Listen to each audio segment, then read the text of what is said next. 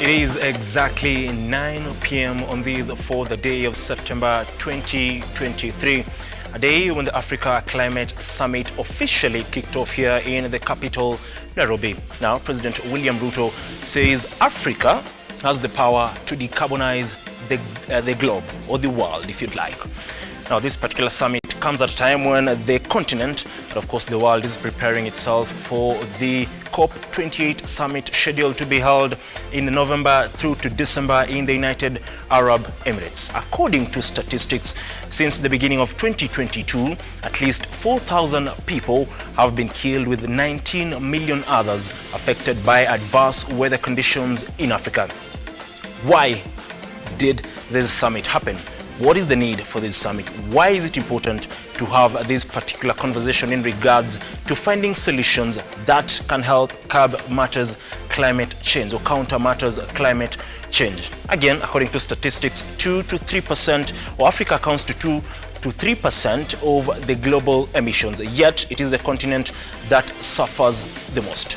That and many more stories on our bulletin tonight, including the Auditor General, that is Nancy Gathungu, saying that individuals should be held responsible on matters of corruption as compared to institutions. Remember, you can watch this particular bulletin live across all our social media platforms at Lookuptv on Instagram, Twitter and YouTube. First of all, let's have a look at what's making headlines tonight.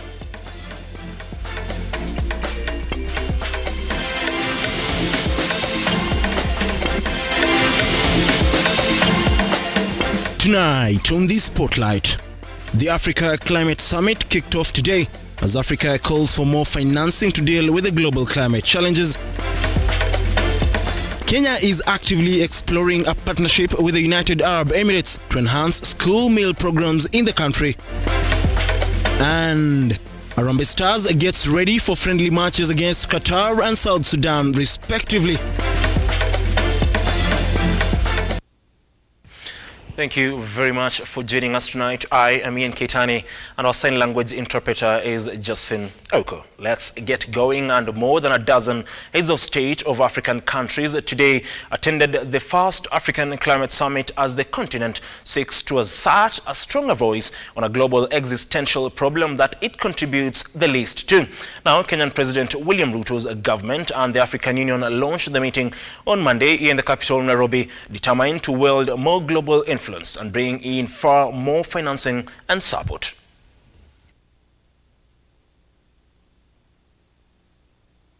State and government led by President William Ruto among hundreds of delegates who convened at the Kenyatta International Convention Center for the inaugural African Climate Summit.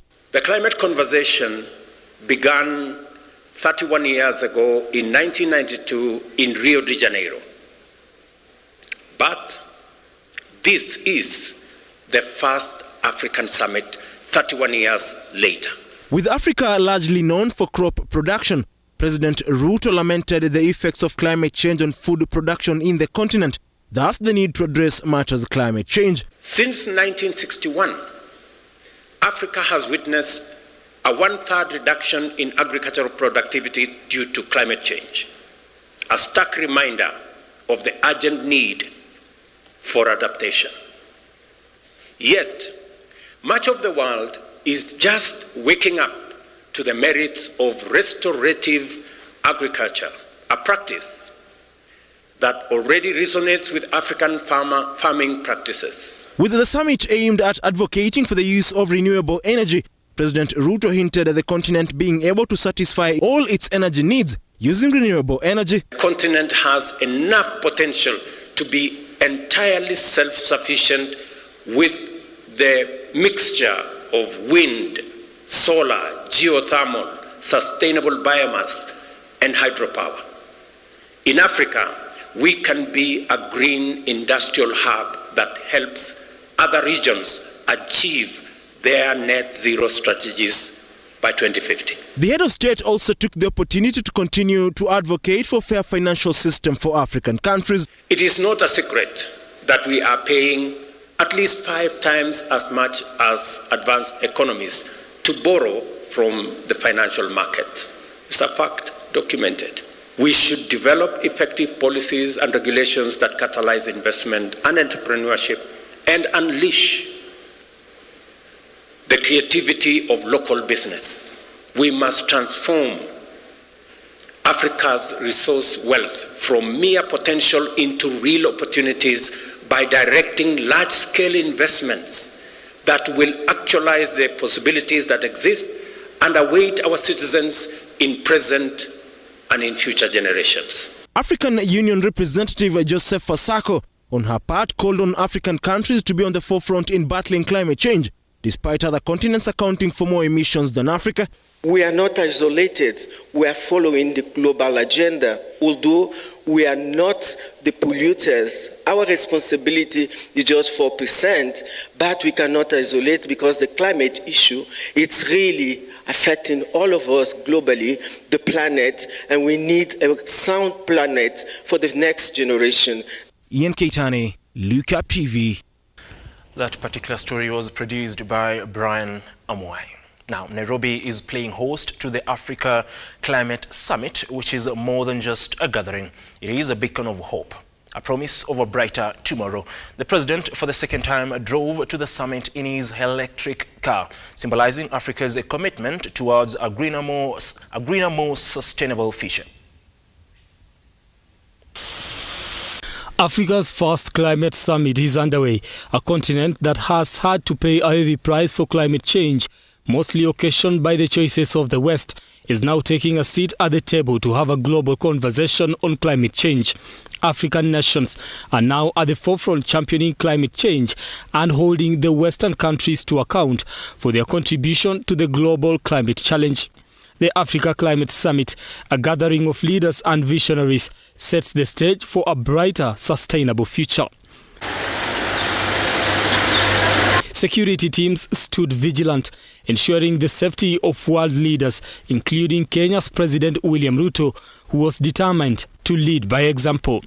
President Ruto emerged from his residence in a groundbreaking departure from tradition. He made his way to the summit in an electric vehicle, the sleek modern car symbolizing Africa's commitment to sustainable practices. President Ruto sat behind the wheel, his eyes filled with determination. The electric vehicle glided silently through the Kenyan landscape, powered by renewable energy, a beacon of hope for a greener Africa. As President Ruto arrived at the summit, the world watched in awe. His choice to drive himself underscored his dedication to a sustainable future and served as an inspiring example to leaders worldwide. Inside the conference hall, leaders from across the continent discussed ambitious climate goals, and the continent was doing this for the first time. The climate conversation began 31 years ago in 1992 in Rio de Janeiro. But this is the first African summit 31 years later. This inaugural summit is going to be the stepping stone to the ultimate resolution of this challenge. The Africa Climate Summit is making an indelible mark, placing the continent on the table where decisions are made. Brian Amwai, Lookuptv, Nairobi. Well, thank you very much, Brian Amwai, for that particular story. Remember, the summit will continue tomorrow through to Wednesday, and we'll be bringing you details in our subsequent bulletins, that is tomorrow and on Wednesday. Now, moving forward, in efforts to curb corruption, Auditor General Nancy Gathungu has said that in cases where public money is misused within government institutions, relevant authorities should go for individuals responsible for the misappropriation of their public funds rather than the institutions themselves. And as Mevin Getembe now reports, Gathungu was speaking during the Public Finance Management Reporting Framework Sensitization Program. During the sensitization program on public management reporting framework, Auditor General Nancy Gathungu said that the second assessment program will be conducted with openness and accountability to seal gaps of corruption among government institutions. I believe we have improved from the last assessment, but we shall wait and see, because I like speaking from figures and facts. Ladies and gentlemen, the Constitution of Kenya requires us to ensure that there is openness and accountability, including public participation in financial matters. It also requires us to ensure that our public finance management system promotes an equitable society and that there is clear fiscal reporting. I'll take this opportunity to add that, Jonah, there's still a big group of institutions that we must bring on board when we are auditing, that we must separate from mainstream state departments or MDAs, like the tribunals. We are still mapping out in the Office of the Auditor General that we want them, because they have secretariats and they get budgets, that they prepare separate financial statements, and I will be reaching out to the Public Sector Accounting Standards Board. On the other hand, a counterpart and financial advisor Kenneth Matiba has acknowledged that the tools used could facilitate comparison, act as a game changer, and could help in understanding the PMF feedback program. What we just wanted to do is to give the Kenya scenario, the picture where we are, what we're doing. Of course, we've been using PEFA to evaluate PFM systems. There are quite a number of limitations. As I go through the presentation, you'll be able to see that. And also the reform areas around it. Budget and Appropriation Committee Chair Ndidi Nyoro has said that if the government has to borrow money, then that money should be directly used to foster development, as this will benefit Kenyans. The other countries are borrowing 1%, less or 2%. This affects my grandmother, and that is what our development partners must know.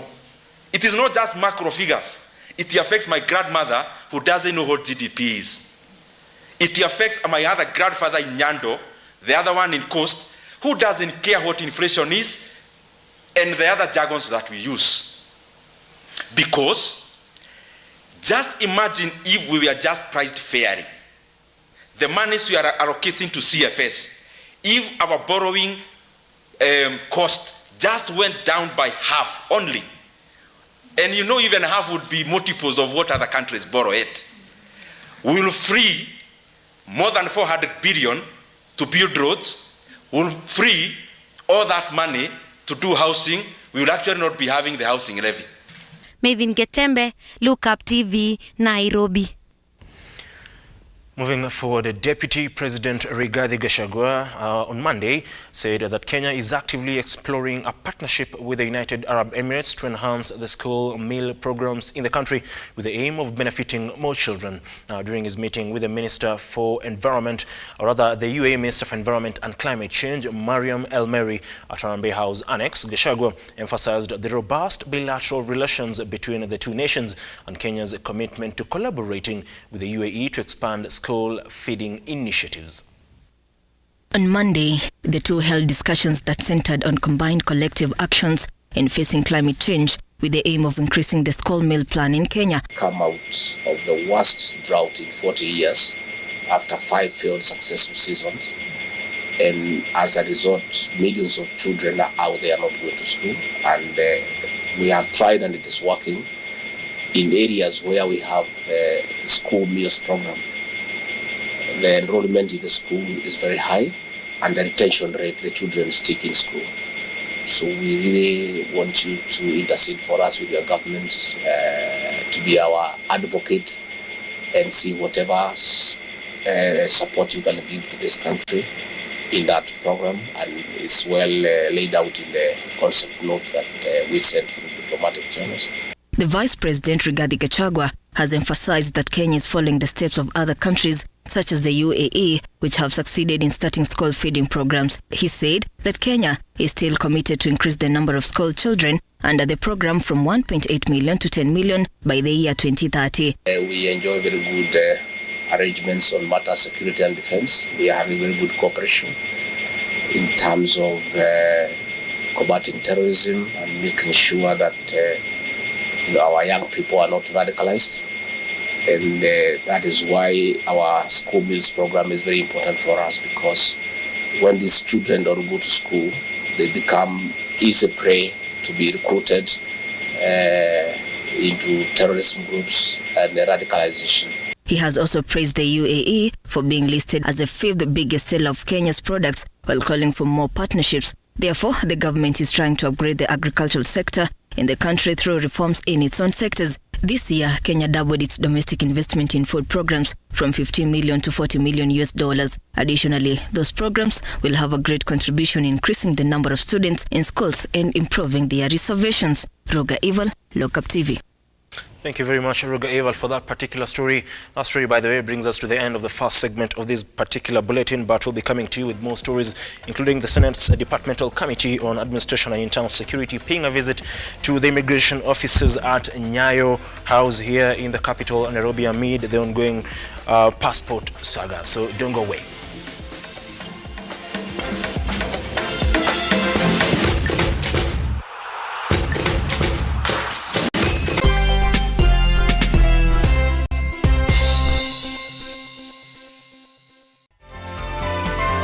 Infinity Industrial Park is one of the largest private industrial parks located along Eastern Bypass, Nairobi, which provides modern infrastructure for smooth operations for industries and business enterprises. Infinity Industrial Park offers world-class amenities and facilities with wide roads, a police station, a power substation, fire station, public transport stage, hospital, and shopping mall. In addition, Infinity Industrial Park also offers CCTV cameras, 24-hour private armed security patrol, sewer, water, fiber optic cable, and 3-phase power connection, added to public utility, canteen, and dining areas. Sail on the golden opportunity to invest in Infinity Industrial Park fully serviced warehouses at a special price of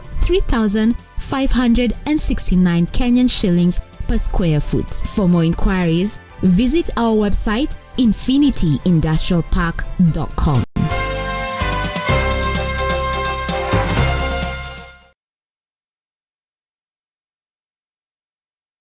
Rafiki, toka mbele ya kamera nionekana niko Mkuru kwa Ruben. Na niko na mshindi wetu wa loto wa leo hapa Mkuru kwa Ruben. Unaitwa nani ndugu yangu? Steven Kinuthia. Umecheza loto kwa muda upi? Nimecheza kwa mwaka huu ukianza kuanzia January. Kutoka Januari? Kuanzia January. Umecheza na hela ngapi hivi? Nimecheza na 100. Nakumbuka nduru ulipiga pale kwa nyumba. Majirani walisema nini? Walikuwa wameshtuka sana. Amekuwa wazimu, amekuwa pongoni ama nini? Nikasema tu ni Mungu tu amefikisha. Kuomba kwa poa. Oye, siku yako ilifika. Niambie aje 1,800 itakusaidiaje kwa maisha yako? Mimi kwanza ni kazi, napenda kazi sana. Alafu hiyo mambo ingine kwanza nitakuwa na hardware hata kubwa. Nitengeneze hardware, niweke stock. Alafu mambo mengine naachia Mungu. Na huenda kesho ikawa ni wewe tunatembelea kwa sababu loto inabadilisha maisha. Tunasema changing lives. Ama aje watu wa Mkuru kwa Ruben. Nakwambia changamka, cheza loto. Over 18s only. Gaming can be addictive. Play responsibly. This message has been approved by the BCLB.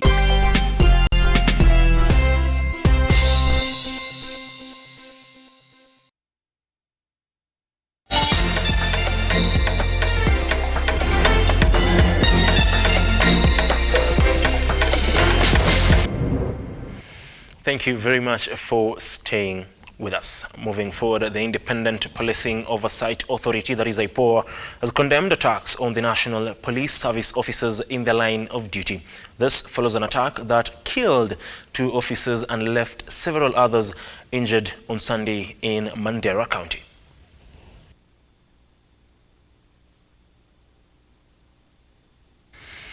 On to matters land and Kaloleni. The residents of Kaloleni are in distress after a part of the Majimbo public grounds was grabbed by a private developer who has been excavating at night under the protection of police officers.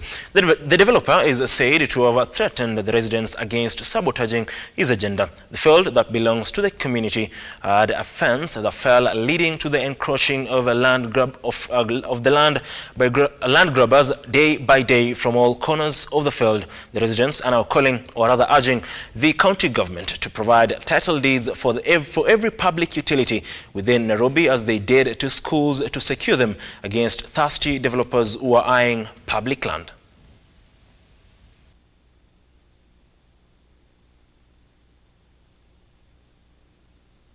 Kuna bwenyenye amekuja hapa na amegrab kiwanja ya mpira na imetugadhibisha sana. Kwa hivyo mimi naweza sema kwake, justaki kusema mengi. Sisi kama SRT na tuko na members hapa Kaloleni pamoja na wakaji wa Kaloleni. Mambo ni matatu vile rais alisema. Juu rais alisema juzi vizuri, watu wale walaghai nini, mambo ni tatu. Ni either uame Kenya, ama uende jela, ama uende binguni. Imechimbwa kutoka Saturday, juzi usiku na last week. Na pia inasemekana kuwa kuna viongozi ambao wameonekana wakiongea nao. Hatuwajui na kina nani, but tunasikia tu rumors. So himizo yetu kwa hao viongozi inasemekana kuwa wako ndani. Wajitoe kwa hizo maneno. Just in case kama ni kweli wamefanya nini, wamehusika. Sababu ni vizuri sana kama kiongozi usaidie watu wako kufanya nini, kujiendeleza. Na kama unaweza kuwa part and parcel of kuiba kitu ambayo ni ya community, itakuwa pia wewe sio nini, sio kiongozi. Kitu ya ajabu sana kuona that community land ambayo imekuza vipaji vingi inakuwa grabbed. Kama hii majimbo history in case imekuza vijana wengi sana, na wale vijana imekuza, mmoja ni Adach alichezea FC Leopards, akachezea Maji FC, akachezea Kenya Breweries, na Adach sasa ako based USA, na wengine wengi. Coach Tom Juma ule coach wa FC Leopards pia amecheza hapa. Basically 90% ya players ambao wanachezea Premier League teams wale wa 1980s, 70s, 90s and early 2000 walichezea hii kiwanja. We cannot allow viwanja za mpira zile zimebaki hapa Nairobi to be grabbed. That will be so wrong. Mimi kama president wa mpira Kenya nataka kitu kama kuwa one of the biggest heinous acts. Hii ni kukosea watu heshima, especially vijana wetu ambao tumezaa, ambao wanakuja na train hapa, wanacheza hapa. Hii wamekosoa heshima sana. Mambo ni matatu, they say. Now, the Senate Departmental Committee on Administration and Internal Security paid a visit to the immigration offices at Nyayo House to assess the capacity of the department to process passports against demand and measures put in place to ensure passport application, among other things. Now, this comes after an impromptu visit to the offices by Interior CS Kithure Kindiki, where he made a declaration to end corruption at Nyayo House and ensure speedy service delivery to those applying for passports.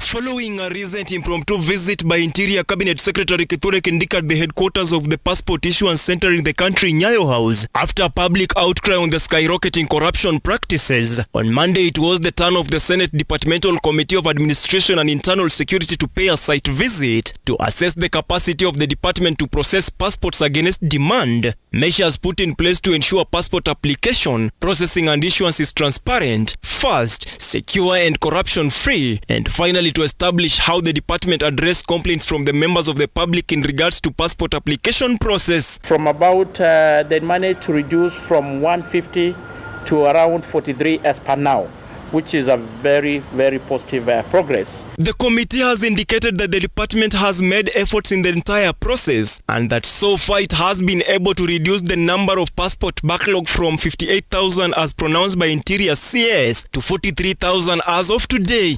And there's money 1.3 billion that has been already budgeted and allocated to the State Department as a revolving fund. We call it A in A, to enable them able to address the small normally problem that they don't have to go through the treasury to purchase.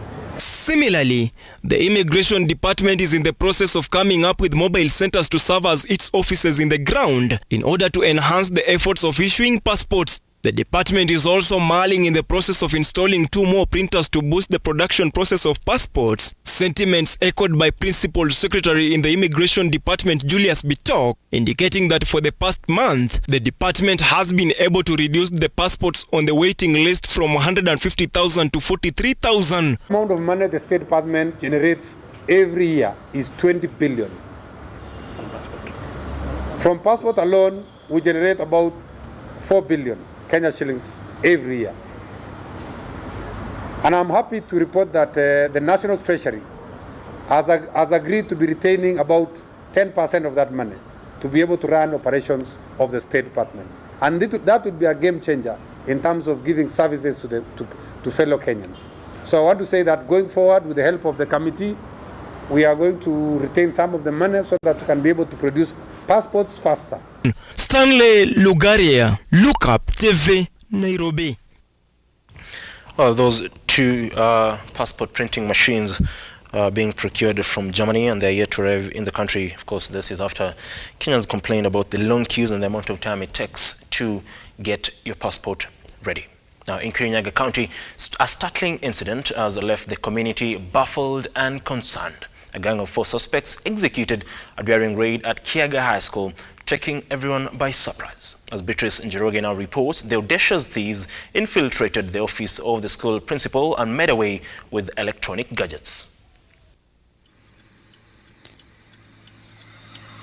In an alarming incident, 2 guards at Kianga Secondary School in Kirinyaga County were brutally attacked by a gang of 4 suspects during the night. According to the guards, one of the assailants was armed with a gun, while another brandished a sword. They overpowered the guards, using ropes to restrain them before committing their theft. Majina naitwa Edward Kimotho, Acting Chief Kanyekini Location, also the Assistant Chief Kiaga and Kiajege.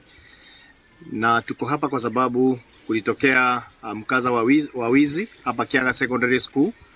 Wezi walikunja usiku, wakavamia watchmen ambao wana leader hapa, watchmen 2 wakawafunga na kamba. Hawa watchmen wakawekwa kwa madarasa in different. Security camera footage reveals the audacity of these criminals as they freely roamed the school premises. Na ni kwa vile niliona kama vile watu walitokea, wakaja wakiwa 4, wakiwa natoka pande ya chini na wengine wakatoka pande ya gate. Mmoja alikuwa anabeba bunduki na wa pili alikuwa anabeba ile kipanga inaitwa moto. Their unlawful entry into the principal's office resulted into the theft of valuable items, including a computer, 2 television screens, 6 mobile phones, and a CCTV camera. Acting Chief in the area, Edward Kimotho, has pointed out a concerning vulnerability. The school lacks a sturdy perimeter wall. This security lapse has made it easy for the criminals to infiltrate the school. Akaja akarasimisha huyu, akamwangusha na akamfunga. Nyuma ya huyu alikuwa na panga na yeye akanifunga mikono pamoja na miguu. Beatrice Njoroge, Lookuptv. Now, on to an insecurity story, a story that we did run earlier, and the Independent Police Oversight Authority has condemned attacks on the National Police Service officers in their line of duty. Now, this follows an attack that killed 2 officers and left several others injured on Sunday in Mandera County, where Rimu Wasike now reports. The Independent Policing Oversight Authority has released a press statement condemning the attack on National Police Service officers from Mandera County. The attack occurred yesterday, claiming the lives of 2 officers and leaving 6 officers critically injured. It is believed that the officers were headed on a patrol from Arabia area to Mandera when their vehicle ran over an improvised explosive device. In IPOA's statement, they have stated that at the onset, the authority sends condolences to the Inspector General of Police, members of the National Police Service, the families and friends of the fallen heroes. POA also wishes quick restoration of health for officers who were injured in the attack. The statement, IPOA has strongly condemned the attack, saying, IPOA, in the strongest terms possible, condemns the actions the armed organized criminal groups that seek to threaten peace and tranquility enjoyed by Kenyans. The statement further goes on to state, IPOA remains to ensure Kenya attains and sustains the highest possible standards of policing, including through ensuring that all law enforcement officers are adequately cushioned while undertaking their crucial responsibility of securing the lives and property of Kenyans and residents in the country. Wairimu Wasike, Lookuptv. Now, residents of Kamulu, Dramval, took to the streets protesting against a private developer's attempt to build on a 1.5-acre public utility land that was originally, designated for a special program for the public. Now, this and more in our news wrap with Nishin Mungasia. Residents of Kamulu are up in arms, vehemently opposing a private developer's encroachment on public land. In a bold move, these residents attempted to demolish the building occupying the contested land, but their efforts were thwarted by the police intervention. Now they are calling on Nairobi Governor Johnson Sakaja to step in and expedite the issuance of their long-awaited title deeds. Shamba yao wakasema inaibiwa, na tukaangalia kwa original plan ilikuwa inasoma special program, special purpose. So wananchi wanaomba usaidizi kutoka kwa serikali ya county. County ndio inashikilia property zote za wananchi, ndio custodian. Sasa wanaomba Sakaja wasaidie ili shamba iweze kurudi kwa wananchi. Na kitu mimi ningeomba ni kusema ya kwamba mwenye anajenga hapa kama hataki nyumba ibomolewe aache kujenga. Akijenga tutabomoa. Elsewhere, the Matatu Owners Association MOA is gearing up to establish driver training schools across the country. Their aim to empower drivers with enhanced road safety skills and curb the rising tide of accidents. Albert Karagacha, the national chairman of the association, announced the ambitious goal of training 5,000 public service vehicle drivers nationwide. Kama chama tunakuja na mambo ya kutrain madriver na tutaweka shule Mombasa, because hatuwezi tukafanya kila mahali. Tuone vile tutasaidia mambo ya madereva kwa sababu ajali inaletwa na dereva, na tunafikiri tukiweka hiyo mambo ya training tutakuwa tunaenda mbele. Na tunataka kumshukuru Bwana Kome, the IG, kwa sababu ametukubalia tutafanya kazi na polisi. Mahali kuna shida yoyote tuone vile tutasaidia kwa sababu ni lazima waweke usalama. In a significant political development, members of the ANC and Ford Kenya parties, both affiliates of the Kenya Kwanza Alliance, have received a clarion call to dissolve their parties and join the ruling UDA party. Cleophas Malala, the Secretary General of UDA, made this announcement during a welcoming ceremony for former Bungoma Governor Wycliffe Wangamati into the UDA party. We must create friends. Ni lazima kama tunataka kutawala nchi, tuanze kwenda kutafuta Wajaluo wawe marafiki wetu, tutafute Wakikuyu wawe marafiki wetu, tutafute Wakalenjin wawe marafiki wetu mapema hii. So we must exist within a context of other tribes and lobby other tribes to support us. Malala emphasized that their primary objective is to ensure that the region's residents benefit from the government projects. Additionally, he mentioned that the party is gearing up for upcoming by-elections, including the Kisai East ward, which was vacated after the tragic murder of Stephen Maloba. Sisi kama chama tumeanza kujipanga. Hatutangoja commissioners. Tunataka tuangalie kwa zile eneo zote zinafanya by-elections. Tuanze kujipanga kutoka kwa polling station pole pole. Ndio tukifika kule tunafika kama tuko na nguvu. Nushid Mungasia, Lookuptv, Nairobi.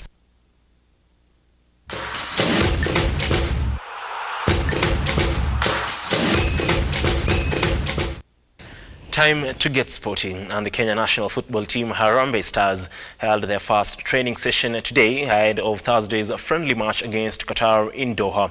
Stars head coach Engin Firat says he has faith in his squad, and the team, led by their captain Engineer Michael Olunga-Falakis, says the two friendly matches between Qatar and South Sudan next week will give them enough exposure to play competitive football. Many ambitions and many goals. It's a dream come true first for me.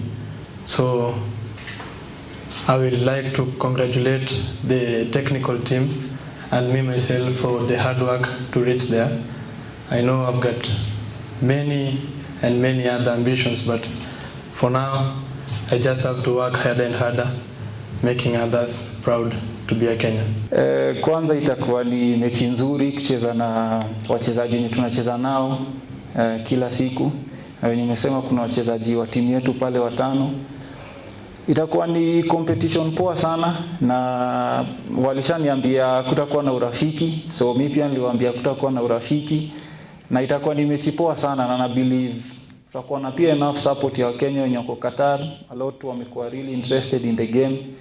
Itakuwa ni opportunity poa pia kutuweza kucheza kwa this kind of environments, kwa sababu ukiangalia setup ya ball ya Africa tunaenda kucheza away maybe Ivory Coast, tunaenda kucheza away Gabon.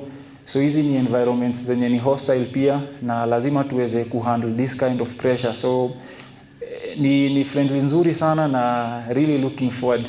When we play, this is a big opportunity if we play teams like this. Even Iran, there was many scouts and basketball players. In Qatar now, it's a very big opportunity to show who we are. So this means not only to the national team side, also to the club side in Qatar football. And if we have a very good impression, plus the impression Michael have done there, so this can open a lot of doors for players, and in the end, a lot of doors also for clubs. And look here, whoever, Abdallah. So guys, we go, partner up. Naivasha champions soccer round of 16 tournaments entered the 5th round. The BBFC stunned Hopewell FC 2-1 to earn a chance for the quarters in Group A, while Celtic FC registered a 2-2 draw against Ulsters. In Group B, leaders Karioko Wazee won by a solitary goal against Subati FC, while Juventus lost 2-1 against Highlands. Now the tournament is scheduled to end in December this year.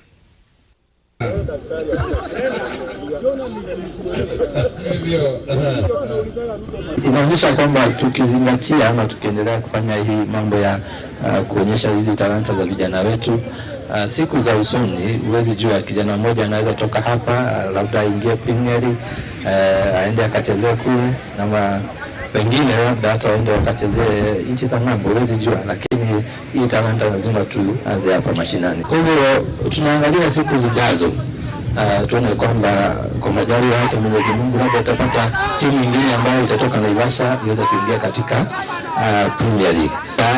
Zile timu zikiingia katika Premier League, pia tuko na wachezaji bora ambao wataingia kwenda kucheza. Hii tournament kitu moja imetuleta pamoja. Kitu ya pili imehakikisha at least tumereduce kutumia hii madawa za kulevya.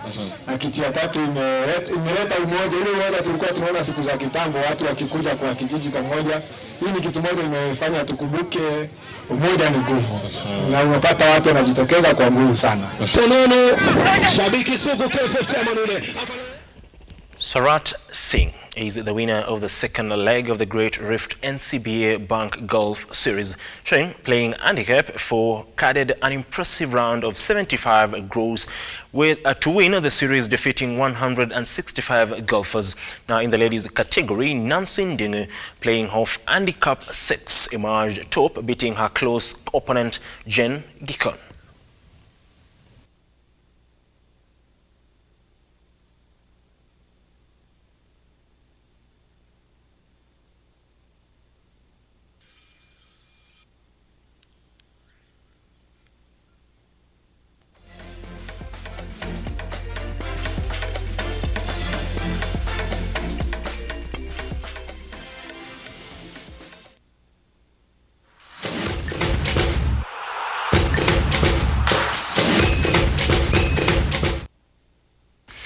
Well, that particular story or golf story brings us to the end of this particular bulletin, but I might have ended on a sporty note.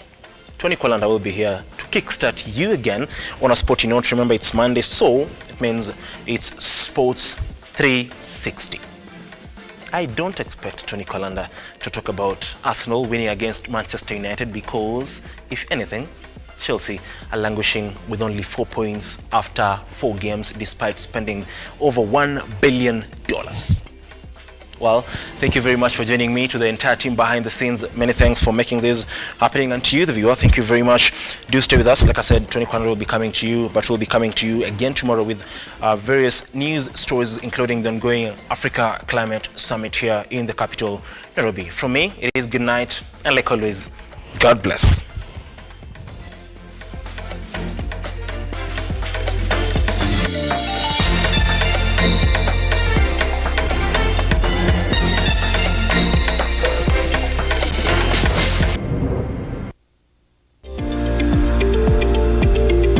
We value your feedback and welcome your complaints about our programming and operation.